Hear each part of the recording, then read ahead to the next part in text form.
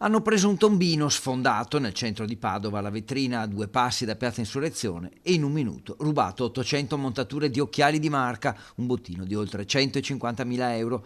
Una manciata di ore dopo, però, quando a Bologna i 4 cittadini romeni, presunti autori del colpo, sono scesi dall'Alfa con targa francese per cambiare auto e fuggire all'estero, hanno trovato ad attenderli i poliziotti che li hanno fermati, recuperando tutta la refurtiva e altri 50.000 euro di profumi.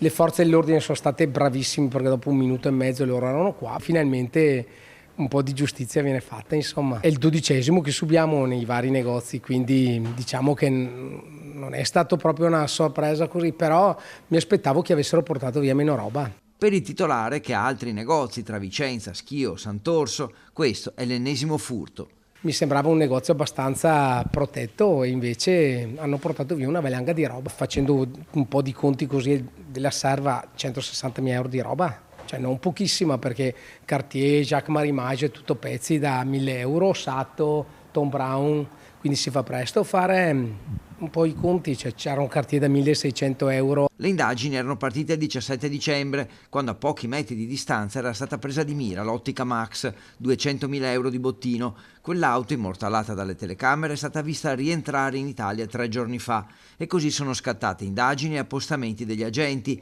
fino al colpo di queste ore. Intercettata poco dopo in autostrada, l'auto è stata seguita fino a Bologna. I vetri erano fino a qua, i cassetti erano fuori tutti occhiali, un po' di occhiali per terra, cioè un po' quelli che erano rimasti. Noi dobbiamo fare dei forti, noi dobbiamo mettere serrande, dobbiamo mettere deterrenti, dobbiamo mettere un sacco di cose che però, cioè, sapete anche voi, l'economia è questa, mettere delle serrande adesso qua elettriche vuol dire spendere 30.000 euro di serrande, e l'ultimo dei problemi adesso è spendere 30.000 euro di serrande.